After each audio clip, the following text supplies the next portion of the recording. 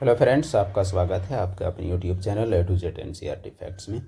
तो railway group D science previous year question series का आज हमारा 20वां वीडियो है, जो कि 99 वीडियो में है। आज 26 अगस्त 2022 का सेकंड शिफ्ट का आज हमारा प्रश्न है, जो कि 12:45 से 2:15 के बीच आपका एग्ज़ाम हुआ था लेवल 1 का। तो चलिए शुरू करते हैं आज का हमारा पहला सवाल बगैर किसी देरी किए हुए। तो जितने भी सवाल होंगे ये सारे आपके लिए खास होंगे, सारे सवालों का हम लोग एक्सप्लेनेशन भी देखेंगे। तो जो पहला सवाल आपका है, क्या कहता है, जीवों का निम्न में से कौन सा समूह अन्य पौधों और जीवों को मारे बिना उनसे पोषण प्राप्त करता है, यानी बगैर उसके जान लिए कौन सा समूह पोषण प्राप्त करता है। ये आपसे ऑप्शन दिया गया है। जूं, फीताकृमि, जोंक, अमरबेल, फीताकृमि, शेर, यीस्ट या जूं, अमरबेल, ऑर्किड, यीस्ट या मशरूम, कुटकी, जोंक, अमरबेल या ऑर्किड। तो देखिए, जोंक तो जान लेता है, शेर भी जान लेता है। अब ये दोनों तो आपको ऊपर से ही दिख रहे हैं। अब इसके अलावे बाकी और कौन सी चीज़ें हैं जो बगैर यानी अन्य पौधों और जीवों को मारे बिना उनसे पोषण प्राप्त करता है, ये आपसे पूछा गया है। तो देखा जाए तो मशरूम जो है वो मरे हुए पौधों से ही पोषण प्राप्त करता है। तो इसका मतलब ये तीनों ऑप्शन कहीं ना कहीं नहीं होते हुए लग रहे हैं। लेकिन चलिए देखते हैं ऑप्शन। कभी कभी ऑप्शन भी हमें चौंकाता है, लेकिन इसमें नहीं चौंकाया। आपका पहला ऑप्शन ही आपका सही है। तो सही में आपका क्या है कि जूं, फीताकृमि, जोंक और अमरबेल जो है, यह ऐसे जीवों का समूह है जो बगैर मारे अपना पोषण प्राप्त करने की क्षमता रखता है। तो यही होगा इसका सही जवाब। तो चलिए बढ़ते हैं अगले सवाल की ओर। सवाल है, यदि कोई पदार्थ अभिक्रिया के दौरान ऑक्सीजन ग्रहण करता है तो उसे क्या कहा जाता है? उदासीनीकृत हुआ, विघटित हुआ, ऑक्सीकृत हुआ या अपचयित हुआ। यानी सवाल में पूछा है कि कोई पदार्थ है और वो ऑक्सीजन का ग्रहण करता है, तो वह क्या होता है? उसका ऑक्सीकरण, अवकरण, अपचयन, उपचयन, जो भी है वही आपको जवाब देना है। तो सही जवाब इसका क्या है? सही जवाब ऑक्सीकृत हुआ। देखिए, कभी भी कोई भी पदार्थ अगर ऑक्सीजन जुड़ता है उसमें, यानी ऑक्सीजन ग्रहण करता है, तो उसका होता है ऑक्सीकरण। ऑक्सीजन का जुड़ना को क्या कहा जाता है? ऑक्सीजन का जुड़ना को ऑक्सीकरण अभिक्रिया कहा जाता है। यह आपको याद रखना है। अगला प्रश्न सवाल है, एक प्रकाश की किरण एक 20 सेंटीमीटर वक्रता त्रिज्या वाले उत्तल दर्पण, जिसका ध्रुव P है, के बिंदु M पर आपतित होती है। यह समान पथ के अनुदिश वापस परावर्तित होती है और उसी रास्ते में वापस परावर्तित हो जाती है, और इसे वक्रता केंद्र C से आते हुए प्रतीत होती है। नई कार्तीय चिन्ह परिपाटी के अनुसार PC बराबर क्या होगा, ये आपको बताना है। तो देखते हैं कि इसमें हमारा इस आधार पर क्या क्या हो सकता है। सबसे पहले तो यहाँ कहता है उत्तल दर्पण, तो हम लोग बनाएं सबसे पहले उत्तल दर्पण। ये हुआ आपका उत्तल दर्पण, इसका हम लोग बनाते हैं चलिए मुख्य अक्ष। तो ये हुआ उत्तल दर्पण और उसका मुख्य अक्ष। तो अब ये उत्तल दर्पण जो है उसका ध्रुव आपका क्या है? तो उसका ध्रुव आपका P है। अब उसके बाद इसका आपका C जो आपका जो हो जाएगा, C आपका इधर तो आपका एक F होगा, इधर आपका C होगा, C, और इधर भी सेम दूरी पर आप एक C मान लेंगे यहाँ। तो ये हुआ वक्रता केंद्र, इधर भी आपका वक्रता केंद्र। अब वक्रता त्रिज्या आपका कितना है? 20 सेंटीमीटर है। अब जब M पर आपतित होती है और समान पथ के अनुदिश परावर्तित होती है और वक्रता केंद्र C से आती हुई प्रतीत होती है, इसका मतलब यह C की ओर डायरेक्टेड है। तो C की ओर डायरेक्टेड होगा तभी यह समान पथ की ओर लौटेगा। अगर इस डायरेक्शन में अगर कुछ आएगा, जैसे इसको अगर आगे बढ़ाने से अगर C में जाके मिलता, तभी यह वापस उसी दिशा में आएगा। यानी जिस दिशा में गया था उसी दिशा में यह क्या हुआ? वापस आया। अब यहाँ सवाल कहता है कि यह आपतन जो हो रहा है, यह आपका कहाँ हो रहा है? तो यह आपका M पर आपतित हो रहा है, M पर। तो इसका आपतन आपका कहाँ हुआ है? M पर। अब नई कार्तीय चिन्ह परिपाटी के अनुसार PC बराबर क्या होगा? तो यहाँ PC का आपसे मान पूछा हुआ है। तो देखिए, जो बोला वो हम लोग तो कर लिए। अब इसका जवाब हमारा क्या कहता है वो हम लोग देखते हैं। जवाब हमारा 20 कहता है। अब इस सवाल में सबक क्या सीखना है वो आप गौर कीजिए कि यहाँ बोला है 20 सेंटीमीटर वक्रता त्रिज्या, तो PC जो है दर्पण ध्रुव और वक्रता केंद्र के बीच की दूरी होती है। ये PC यहाँ 20 और ये PC यहाँ 20। अब यहाँ बस केवल आपका निशान आपका पूछा गया है। ऐसे वक्रता यानी इधर आपका जो C जो है असली वाला C इसका, वो तो आपका इधर है। तो PC दर्पण में इधर जो होता है वो होता है प्लस में और इधर होता है वो क्या होता है माइनस में। यहाँ केवल माइनस प्लस वाला सवाल है। तो ये जो आपका पीसी है ये आपका ओरिजिनल पीसी है इधर वाला। तो इस पीसी की दूरी कितनी होगी, तो इस पीसी की दूरी क्या होगी, तो प्लस पीसी। यहाँ कोई कैलकुलेशन नहीं है, बस केवल आपको दिमाग लगाना है कि इसमें क्या हो सकता है। कोई कैलकुलेशन का यहाँ कोई काम भी नहीं है, यानी केवल चिन्ह आपको देखना है। इधर का दूरी आपका होता है प्लस और इधर की दूरी क्या होता है माइनस। यानी वक्रता केंद्र दर्पण का ध्रुव के बीच की दूरी को वक्रता त्रिज्या वही आपका 20 है। प्लस होगा माइनस होगा वो आपको बताना था। सही जवाब आपका क्या है, सही जवाब आपका 20 है। तो इस सवाल को एक बार आप गौर करें और इसे आप विश्लेषण करें और देखें कि आपको अगर कोई डाउट हो तो इसे भी क्लियर करने का प्रयास करें। अगला प्रश्न सवाल कहता है कि यदि 1 सेंटीमीटर लंबी वस्तु को एक 8 सेंटीमीटर फोकस दूरी वाले उत्तल लेंस के मुख्य अक्ष पर 12 सेंटीमीटर की दूरी पर रखा जाता है तो प्रतिबिंब की ऊंचाई क्या होगी। यहाँ आपको प्रतिबिंब की ऊंचाई ज्ञात करना है। तो इसका जो जवाब दिया हुआ है वो क्या दिया हुआ है वो हम लोग देख लेते हैं। यहाँ 2 सेंटीमीटर। अब सवाल ये उठता है कि कैसे, तो चलिए इस सवाल को हम लोग हल करने का प्रयास करते हैं। तो इस सवाल में जो भी चीज़ डिटेल्स दिए हुए हैं उसे हम लोग लिखते हैं और लिखने के बाद प्रयास करते हैं। यहाँ आपका पहला चीज़ आपका उत्तल लेंस दिया हुआ है। उत्तल लेंस अर्थात इसका जो लेंस जो हुआ आपका इस प्रकार से हुआ और इस प्रकार के लेंस में जब प्रकाश की किरणें जब आती हैं तो आने के बाद जिस बिंदु पर मिलती हैं या मिलती हैं उस बिंदु को फोकस कहते हैं। तो जीरो के इधर आपका क्या हो जाएगा, तो जीरो के इधर आपका प्लस। इसका मतलब जो उत्तल लेंस का फोकस दूरी आपका क्या हो जाएगा, तो वो आपका प्लस होगा। तो सबसे पहला शुरुआत करते हैं एफ से। तो जो एफ आपका क्या है, तो वो आपका प्लस 8 सेंटीमीटर है। मुख्य अक्ष पर 12 सेंटीमीटर की दूरी पर वस्तु रखी गई है। इसका मतलब यू हमेशा माइनस में होता है, वो आपका क्या होगा 12 सेंटीमीटर। हम लोग सबसे पहले क्या निकालेंगे, भी। आपका जो लेंस सूत्र होता है वो होता है 1/v प्लस, एक मिनट यहाँ हम लोग थोड़ा सा गलती जा रहे हैं। जो हमारा लेंस सूत्र होता है वो क्या होता है, वो 1/v माइनस 1/u बराबर होता है 1/f। तो 1/v बराबर क्या हो जाएगा, 1/f प्लस 1/u। तो चलिए इसी से हम लोग आगे बढ़ते हैं। 1/v बराबर क्या हो जाएगा, 1/f यानी 1/8 प्लस की जगह में प्लस ही, चलिए अभी प्लस रहने देते हैं। और उसके बाद 1/u के जगह में आपका क्या है, तो 12, तो 1/-12 यानी ये प्लस नहीं है ये माइनस है, समझ लीजिए। अब 12 और 8 का एलसीएम लेते हैं तो 24, 8 तिया 24, यहाँ माइनस हो गया। 12 दूनी 24 आपका 2 हो गया। 3 में 2 आपका क्या बचा, 1/24। अब देखिए 1/v बराबर 1/24 यानी v बराबर आपका क्या निकला, v बराबर 24। अब m निकालिए तो m बराबर लेंस के लिए क्या होता है, v/u। m बराबर क्या होता है, m बराबर, एक मिनट सूत्र हम लोग गलती लिखे हैं, m बराबर होता है v/u। अब देखिए m बराबर जो v/u हम लोग जो निकालते हैं तो ये v/u का क्या कहानी है वो हम लोग देखें। तो v आपका क्या है, वो आपका 24 है और u आपका क्या है, u आपका क्या है, वो आपका -12 है। तो 12 दूनी 24, तो m बराबर आपका हो गया -2। तो माइनस तो आपका उल्टा सीधा को इंगित करता है, लेकिन प्रतिबिंब आपका दोगुना बनेगा यानी m होगा वो 2 गुना होगा। तो देखिए वस्तु का साइज आपका क्या है 1, तो इसका 2 गुना कर दीजिएगा, क्या हो गया 2। इसका मतलब इसका जो सही जवाब हो जाएगा वो आपका होगा 2। यहाँ जो माइनस आया यह केवल ये बात बता रहा है कि जो प्रतिबिंब जो बनेगा वो वास्तविक बनेगा और उल्टा बनेगा, यही माइनस का ये मतलब है। और ये 2 जो है इसका मतलब 2 गुना बनेगा, तो इसका मतलब इसका सही जवाब आपका 2 हुआ। अगला प्रश्न की ओर चलते हैं। सवाल कहता है चुंबकीय क्षेत्र में परिवर्तन के कारण कुंडली में उत्पन्न प्रेरित विभवांतर। जब भी चुंबकीय क्षेत्र में परिवर्तन होता है उत्पन्न होता है प्रेरित विभवांतर और प्रेरित धारा, तो उसका मात्रा को बढ़ाने के लिए क्या कर सकते हैं।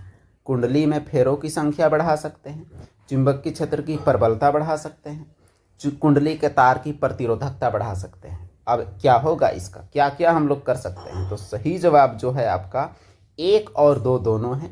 फेरों की संख्या बढ़ाएंगे तो ज़्यादा हमारा होगा धारा, यानी ज़्यादा उत्पन्न होगा प्रेरित विभवांतर। और चुंबकीय क्षेत्र की प्रबलता यानी बी जो है उसे हम लोग बढ़ाएंगे तो भी होगा। प्रतिरोधकता बढ़ाने से हमारा घटेगा, इसीलिए तीसरा नहीं होगा।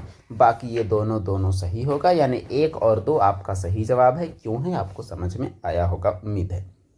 अगला प्रश्न, निम्न में से कौन सा आमाशय में बनने वाला एक प्रोटीन पाचक एंजाइम है, HCl, एंट्रोकाइनेज, पेप्सिन, माल्टेज। तो आमाशय में बनने वाला प्रोटीन का पाचक एंजाइम जो है वो आपका क्या है, वो आपका पेप्सिन है। तो पेप्सिन जो है वो प्रोटीन को पचाता है।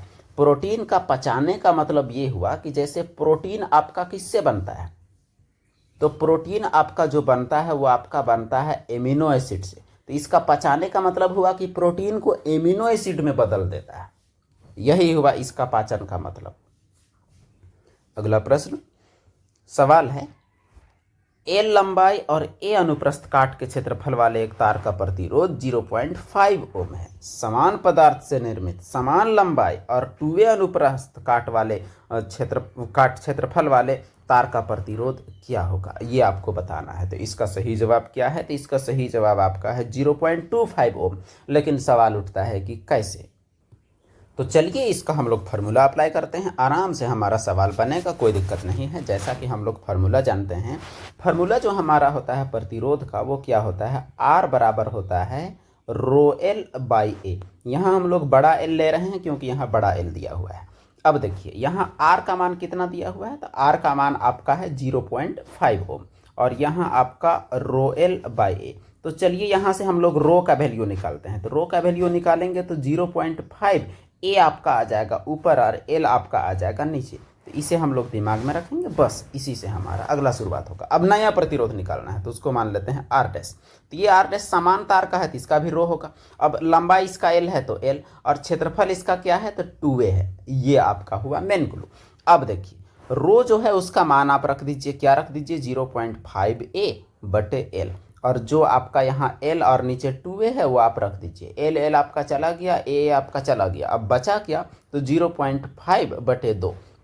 अब देखिए 0.5 को 2 से डिवाइड करेंगे तो क्या आएगा 0.25 ओम। यही है आपका नया प्रतिरोध, जो कि आपका आंसर भी आप देख सकते हैं। तो ये रहा इस सवाल का हल। चलिए बढ़ते हैं अगले सवाल की ओर।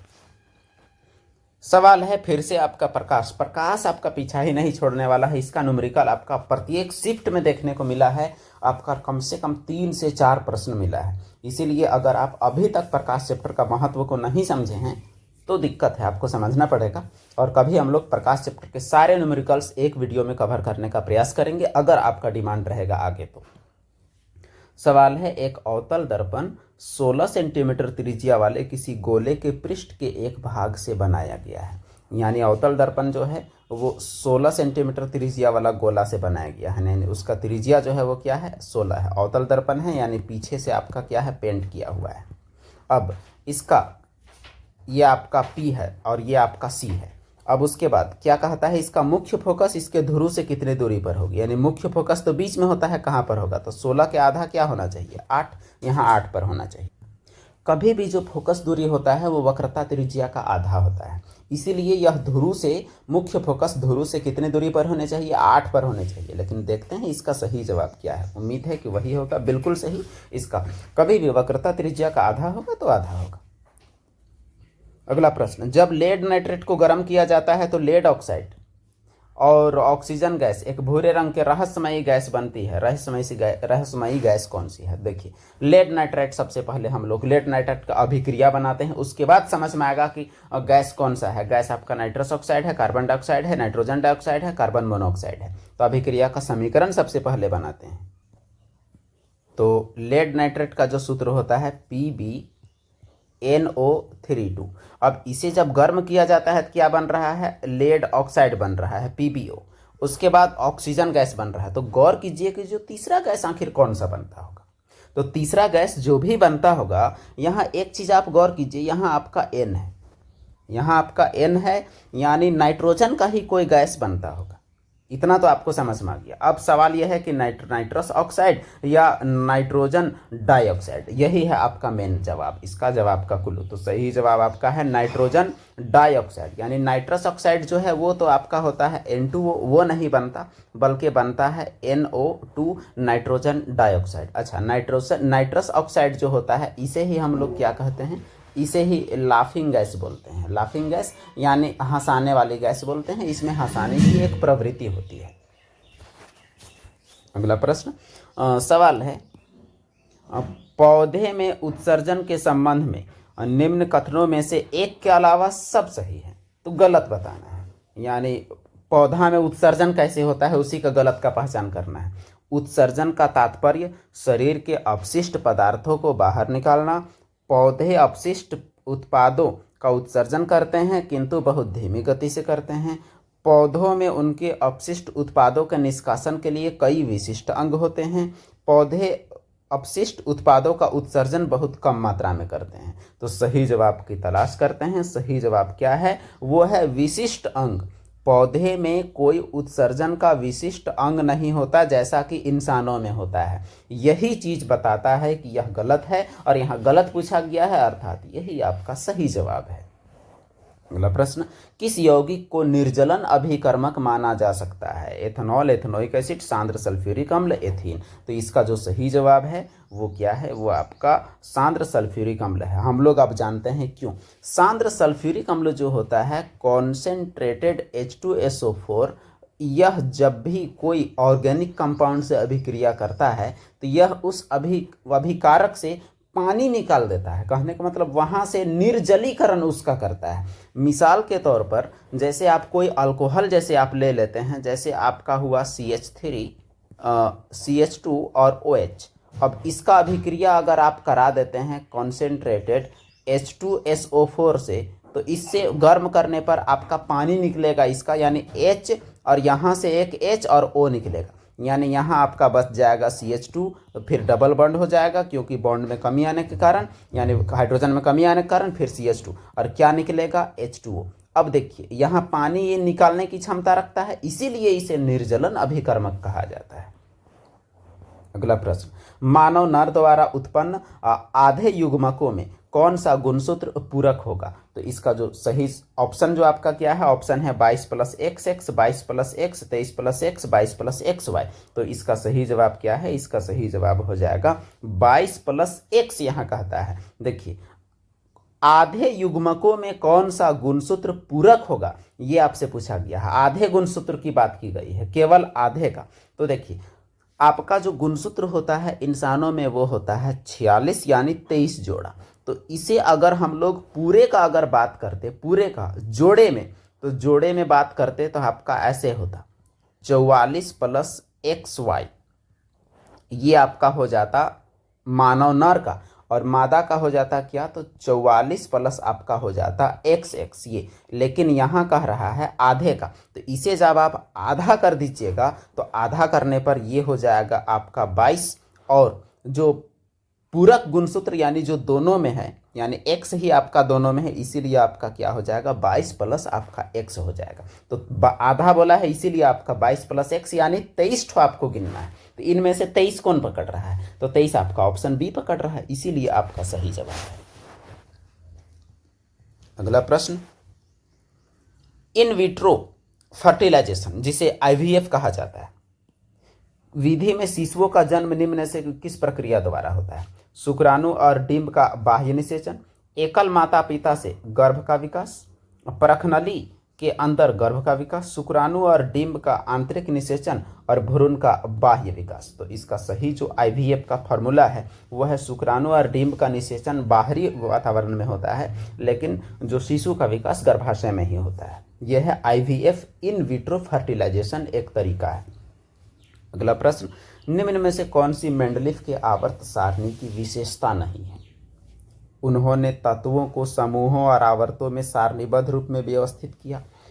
वह कुछ अनुपस्थित तत्वों के गुणधर्मों की भविष्यवाणी कर सके थे जिनकी खोज बाद में हुई। उन्होंने तत्वों को भौतिक रासायनिक दोनों गुणधर्मों के आधार पर बांटा।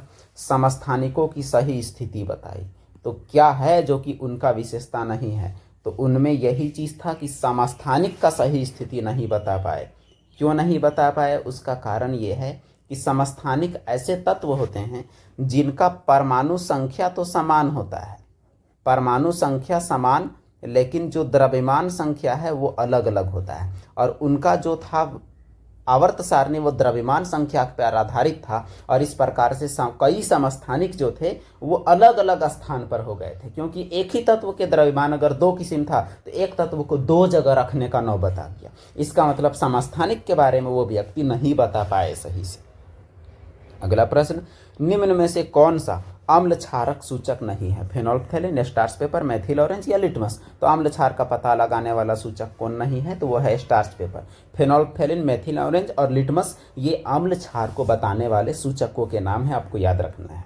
अगला प्रश्न, नीचे दिए गए कथनों पर विचार कीजिए और सही उत्तर का चयन कीजिए। ब्लीचिंग पाउडर का सूत्र CaOCl2। ब्लीचिंग पाउडर तनु अम्लों के साथ अभिक्रिया करके क्लोरीन देता है। दोनों सही, दोनों गलत, एक सही, दो गलत, दो सही, एक गलत। क्या सही क्या गलत, चलिए पता लगाते हैं। सही जवाब दोनों सही।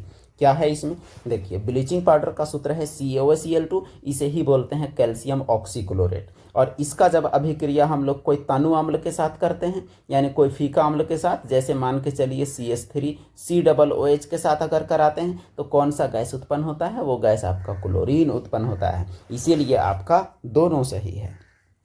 अगला प्रश्न सवाल है, ये आपका न्यूमेरिकल बेस्ड प्रश्न हुआ। क्रमशः 10 ओम 20 ओम के दो प्रतिरोध ए और बी को 6 वोल्ट की बैटरी के साथ समांतर क्रम में जोड़ा जाता है। तो 1 सेकंड में बैटरी द्वारा परिपथ को आपूर्ति की गई कुल ऊर्जा निकालना है। यानी समय दिया हुआ है, प्रतिरोध दिया हुआ है, वोल्टेज दिया हुआ है, समांतर क्रम की श्रेणी क्रम वो दिया हुआ है। तो क्या होगा इसका सही जवाब, वो भी देखते हैं। सही जवाब इसका दिया हुआ होता है 5.4। लेकिन अब मसला ये है कि कैसे, तो चलिए बनाते हैं। तो सबसे पहले यहाँ देखिए कि जो दो प्रतिरोध है वो जोड़ा हुआ है आपका समांतर क्रम में। तो समांतर क्रम में जब प्रतिरोध जोड़ा जाता है तो उसका जो कुल प्रतिरोध जो आपका होता है वो कैसे निकलता है, तो वो निकलता है आपका 1/R बराबर 1/R1 प्लस 1/R2 करके निकलता है। तो 1/R1 आपका क्या है, 10 है। 1/R2 आपका क्या है, 20 है। इसका आप लसा लीजिएगा, आपका 20 निकलेगा। 10 दूनी 20 और 20 एकम 20। तो 1/R यानी जो R बराबर कितना निकल गया आपका, 1/R आपका क्या है, 2 और 1 3/20। तो R बराबर आपका हो जाएगा 20/3। ये R का मान आपको पता होना चाहिए। अब देखिए, अब 6 वोल्ट का बैटरी है, इसका मतलब V बराबर आपका क्या है, तो 6 वोल्ट है। अब जो ऊर्जा होता है यानी H उष्मा, वो आपका क्या है, वो आपका होता है I²RT। तो अब आपके पास R और V दिया हुआ है, इसका मतलब आपको I का मान आपको बदल देना है। यानी I का मान आपका क्या हो जाएगा, तो V/R। इसका मतलब V²/R²। ऊपर में आपका R और T, R और R आपका कटा तो आपका आ गया V²T/R। ये हो गया आपका उष्मा का सूत्र। इसी से आपका निकालना है V² यानी 6 का स्क्वायर, T अर्थात 1 सेकेंड, R अर्थात कितना है, R आपका मान। तो R का मान आपका 20/3 है। इसी को आपको हल करना है। तो चलिए 6 छक आपका हो गया कितना, 36। और ऊपर आपका कितना चला गया, 3। नीचे आपका क्या है, 20। अब देखिए 2 दहाइए 20 और 18 दूनी 36। अब देखिए यहाँ पर कि 18 या कितना हो गया, 54 और 54/10। तो 54/10 कीजिएगा आप, तो 54/10 कितना आ जाएगा, 54/10 5.4 आएगा। इसका मतलब ये हुआ कि यही है आपका सही जवाब। वो आपका क्या है, वो आपका है 5.4। तो इस प्रकार 5.4 आपका सही जवाब है। कैसे बना वो आपने गौर किया। ये सूत्र आपको हर हाल में दिमाग में रखना है, H बराबर I²RT। ये 10वां क्लास का फॉर्मूला है। तो इस प्रकार ऐसे सवाल को हम लोग हल करेंगे। तो चलिए बढ़ते हैं अगले सवाल की ओर। जो हमारा अगला सवाल है वो क्या है, ये भी 10वां क्लास के NCERT से है। निम्न में से कौन सा विकल्प परितंत्र में ऊर्जा प्रवाह के सही क्रम को दर्शाता है। शीर्ष मांसाहारी उत्पादक शाकाहारी सूर्य प्रकाश, मांसाहारी शाकाहारी उत्पादक सूर्य प्रकाश, शीर्ष मांसाहारी उत्पादक शाकाहारी सूर्य प्रकाश, मांसाहारी शाकाहारी उत्पादक सूर्य का प्रकाश। तो पाउज करके आप गौर भी कर सकते हैं। चलिए हम लोग सही जवाब की तलाश में। तो सही जवाब तो आपका बी है, लेकिन कैसे वो आप समझिए। सूर्य का प्रकाश में जो ऊर्जा होती है इसे पौधे अर्थात उत्पादक प्रकाश संश्लेषण के माध्यम से बदलते हैं। उत्पादक यानी पौधों को शाकाहारी जो होते हैं जीव वे खाते हैं और पौधों से प्राप्त ऊर्जा को अपने में लेते हैं। शाकाहारी को मांसाहारी खाते हैं और फिर ऊर्जा का प्रवाह मांसाहारी की ओर होता है। तो इस प्रकार सूर्य के प्रकाश से ऊर्जा का जो प्रवाह है वो मांसाहारी की ओर होता है। बाकी ऑप्शन आप देखिएगा, सब ऑप्शन आपको उल्टा पलटे ही मिलेंगे। अगला प्रश्न, अगला सवाल कहता है कि 12 और 24 ओम के दो प्रतिरोध 6 वोल्ट की बैटरी के साथ श्रेणी क्रम में संयोजित है। तो 1 सेकंड में 6 होने वाली कुल ऊष्मा सेम है पीछे से सवाल आपका, केवल फर्क क्या है, तो फर्क आपका है कि यहाँ श्रेणी क्रम में है। तो इसका जवाब क्या है वो देख लेते हैं। जवाब आपका है 1 जूल। लेकिन देखते हैं कि कैसे इसका जवाब आखिर 1 जूल हुआ है। तो यहाँ देखिएगा 12 और 24 ओम के दो प्रतिरोध श्रेणी क्रम में है। इसका मतलब जो आपका R1 है वो आपका क्या है, वो आपका 12 ओम है। R2 जो है वो आपका क्या है, वो आपका 24 ओम है। तो इस प्रकार अगर आप R निकालेंगे श्रेणी क्रम में तो क्या हो जाएगा, R1 प्लस आपका हो जाएगा R2 और R1 प्लस R2 अर्थात 12 प्लस 24 और 12 प्लस 24 आपका कितना हो जाएगा, तो वो आपका 36 ओम हो जाएगा। उसके बाद यहाँ वोल्टेज आपका कितना है, तो वो आपका 6 वोल्ट है। समय आपका कितना है, तो समय आपका कितना सेकेंड है, तो 1 सेकेंड है। अब h बराबर क्या होता है, h बराबर होता है I² RT। अब यहाँ I का मान आप बदल दीजिए तो V² R आ जाएगा और यहाँ आपका RT आ जाएगा। तो V² R², यहाँ R² और R आपका कटा तो आपका हो गया V²T/R। इसी को हम लोग देखेंगे। V², V का मान कितना है 6, तो 6 छक हो गया 36, समय आपका 1 सेकेंड। अब R का मान कितना आया, R का मान भी 36 आया, 36 36 कटा तो आपका कितना आंसर है 1, यानी H बराबर 1 और वो जूल में आएगा। इसका मतलब इसका सही जवाब क्या है, तो 1 जूल है। कैसे, ये आप एक बार और गौर कर सकते हैं। अगला प्रश्न, मेंडलिफ द्वारा किन तत्वों का नामकरण समूह में पूर्ववर्ती तत्वों के नाम से पहले एका लगाकर किया गया था। यानी मेंडलिफ अपने आवर्त सारणी में कुछ जगह ऐसे छोड़ दिए थे जिन तत्वों का आगे खोज होने की जरूरत थी और उनका परमाणु द्रव्यमान क्या होगा, उनके गुण क्या होंगे, वो पहले ही वो बता रखे थे कि अगर ये तत्व खोजा गया तो इसका ये गुण होगा, इसका परमाणु द्रव्यमान ये होगा। तो आखिर कौन कौन सा तत्व था जिनमें वो ऐसे किए थे, ये आपसे पूछा गया है। Scandium, gallium, germanium, nitrogen, phosphorus, arsenic, boron, aluminium, gallium, carbon, silicon, germanium. तो इसका सही जवाब क्या है, तो इसका सही जवाब हो जाएगा स्कैंडियम, गैलियम और जर्मेनियम। इसे ही एका लगाकर वे रख दिए थे। क्या है इसका असल में, वो आप गौर कीजिए। यहाँ एनसीईआरटी का आपका दिया हुआ है एक क्लिप, जिसे हम लोग पढ़ के समझने का कोशिश करेंगे।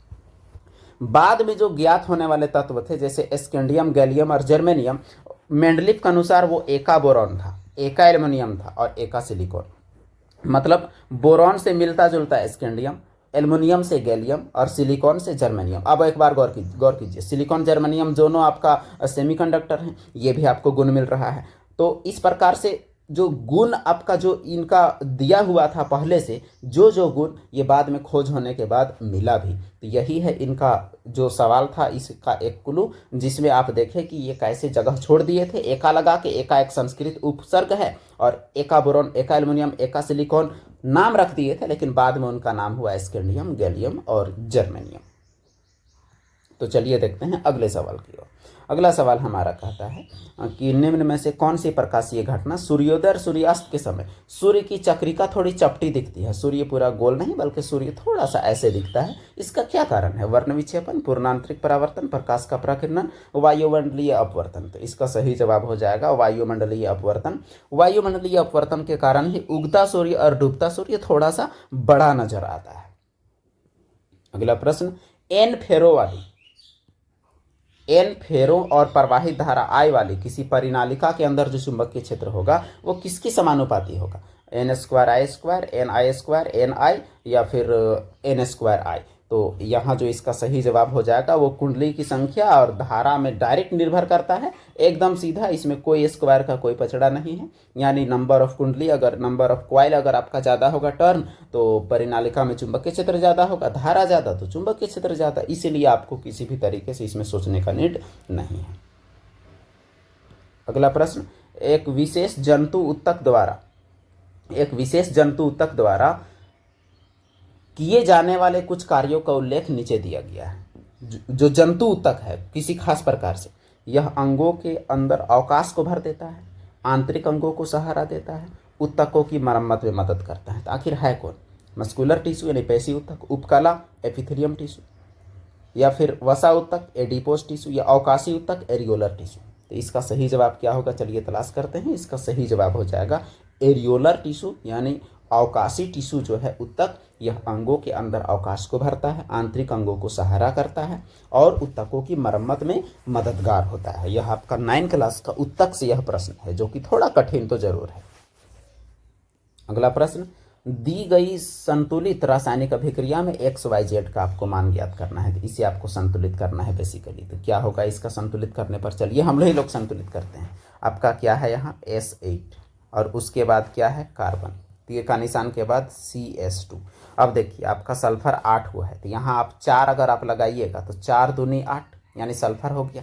अब 4 कार्बन है तो यहाँ भी आपको 4 लगाना पड़ेगा। अब देखिए X की जगह में आप क्या लगाए थे? X की जगह में आप कुछ नहीं लगाए यानी 1। Y की जगह में क्या लगाए? तो 4 लगाए। और यहाँ Z की जगह में क्या लगाए? तो Z की जगह में भी 4 लगाए थे। 1 4 4 यानी ये आपका सही होना चाहिए, लेकिन देखते हैं इसका सही क्या है, कोई ट्विस्ट ना हो। तो सही जवाब आपका क्या है, तो वही आपका 1 4 4 है। कैसे हमने संतुलित किया वो आपने देखा। तो इस प्रकार आज हम लोग कंप्लीट किए आज का हमारा 25 क्वेश्चन, जो 25 क्वेश्चन का सेट है। उम्मीद है आपका ग्रुप डी एग्जाम में 25 में 25 लाने में मददगार साबित होगा। और ये आपके एनटीपीसी ग्रुप डी रेलवे के कोई भी एग्जामिनेशंस जो हैं इसमें काफ़ी हेल्पफुल साबित होगा और आपको नंबर लाने में मदद करेगा। तो चलिए फिर मिलते हैं अगले वीडियो में। तो वीडियो देखने के लिए धन्यवाद। चैनल को जरूर शेयर करें, लाइक करें, सब्सक्राइब करें।